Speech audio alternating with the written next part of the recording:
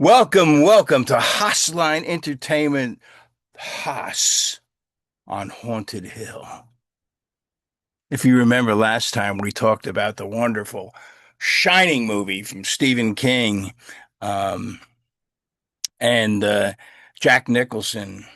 Wow. So many great things. I started with that movie, but today's movie is going to be about actually is my favorite. But Stanley Kubrick in The Shining. I remember going to see that with a good friend of mine who's passed, Jack Nicholson. Jack Martin used to play keyboards with Dr. Six back in Northwest Arkansas.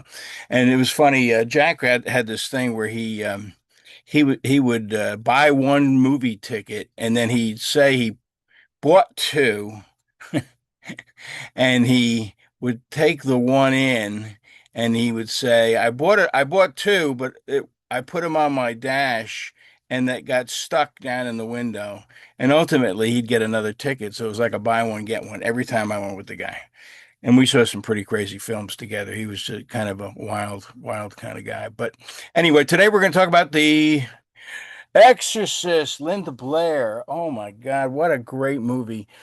Speaking about going and seeing with somebody, I saw that right here in Jacksonville, Florida, with a musician friend of mine, another musician friend, Ed Schaefer. It was back when you could smoke in the theaters, if you remember. They had these little like on a plane when you could smoke. They had those little side ashtrays. And I literally smoked, I think, a half a pack of Camels, non-filter Camels, and Ed smoked too. It was like a freaking smoke-a-thon. What a crazy movie. And of course, it was the William Peter Blatty book, The Exorcist, that was famous. And then, of course, um, it was kind of crazy how that whole thing came about, but the book wasn't doing that well. And then um, he was going on, I believe, the Merv Griffin show, if I'm sh know that story correctly, and he was kind of the second tier guest, and I'm trying to remember who the actor was. Um, it's not coming to me, but he was a famous actor that was the first guest, and the guy came in drunk, and so they couldn't put him on, um, and so Blatty got the whole show. So he talked about the book, and after that, the book took off, and of course, William Friedkin was the great director who did The Exorcist, and he and Blatty got along extremely well. We were talking about the situation with how Kubrick and King didn't get along, but these two guys really got along well, and it made the movie so much better to make. It wasn't it wasn't going to be a horror movie. They saw it more as a felt a conflict of somebody's faith. And I can see where if you watch the movie, that's where it was, but it was so horrific. I mean, it had things in it, and today I would say it's still horrific, even with today's blood and splatter and all, where the genre has gone. That just kind of opened the door. It was almost like, what Psycho did to get us to The Exorcist. The Exorcist just took it to another level. So I wanted to give you some little tidbits. I don't want to spoil it if you haven't seen it. I think probably everybody has seen it. Go watch it again, though. It's just an incredible movie. And you can get like director's cuts, which has some different scenes in it, like her doing the Spider Girl and walking backwards down the stairs. That wasn't in the original print. Linda Blair actually in the some of the scenes, the scene like with the bed going up and down, actually fractured her spine. So some of the, at the end, some of the painful looks and things that were going on were actually from an actual fracture. They didn't know it until after the movie was over. But just amazing that, she was a young girl picked for that, and an amazing job. Obviously, she got a nomination for an Academy Award for that. At that point, she might have been one of the youngest people to get that. When they did the freezing scene with Max van Sydow and Jason Miller, that they actually had the room 40 below zero.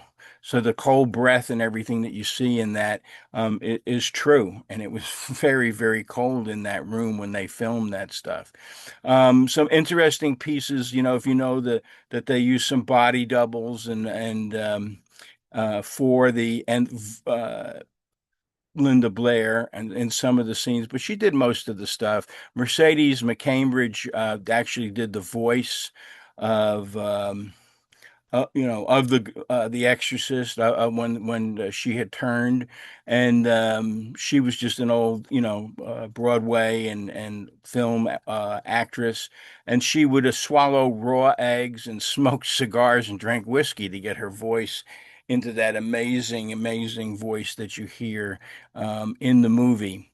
During the filming in the studio that they had there, that in New York, that it actually the studio caught on fire and burnt down every piece that they already had used in the studio, all the sets except for Reagan's bedroom, which they still needed.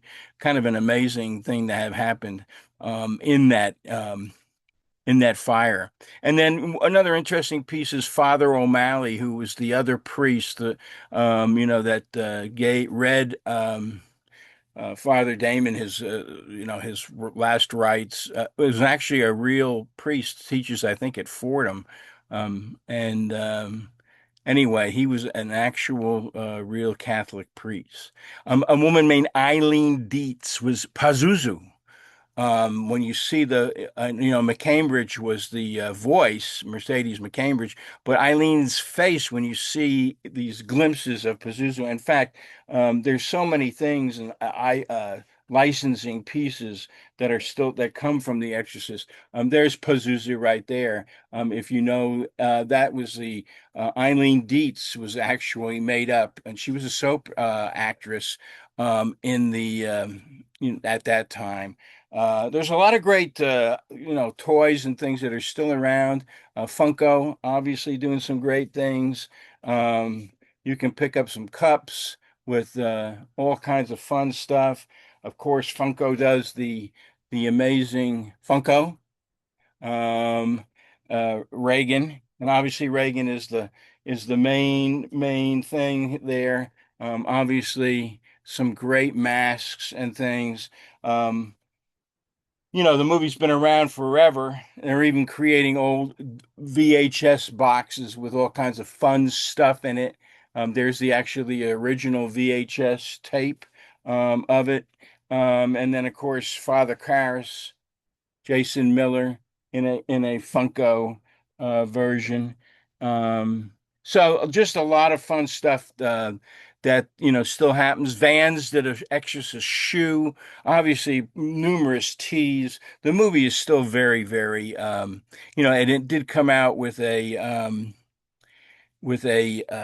sequel that did very poorly at the box office.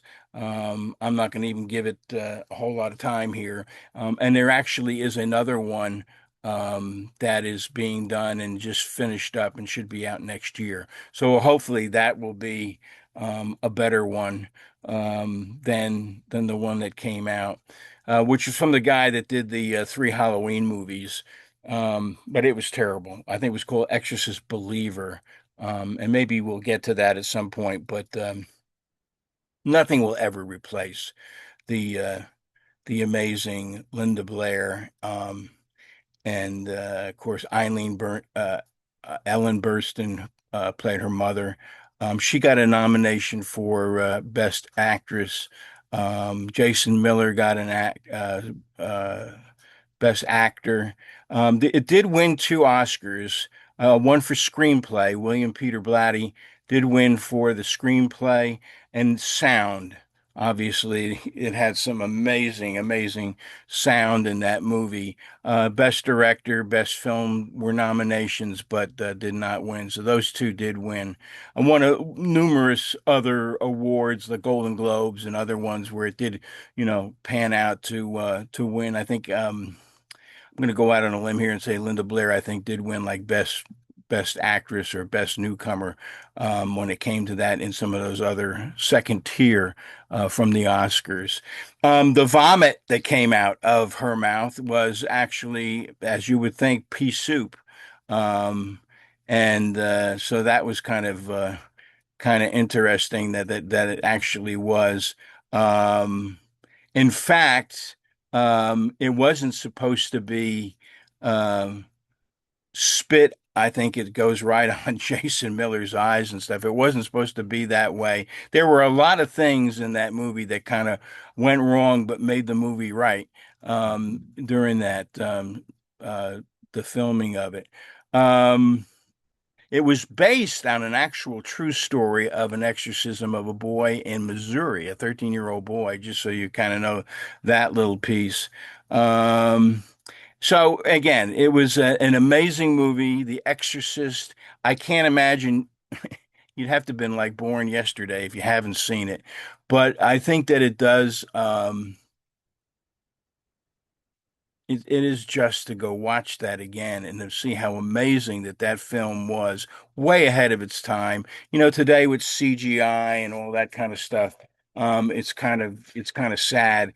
But when you really look at what they did, now it did have some sequels. The second one was with Richard Burton, and we may talk about those. The Heretic was an absolute horrible film, although I'm a very kind person to any kind of film that when I loved the original.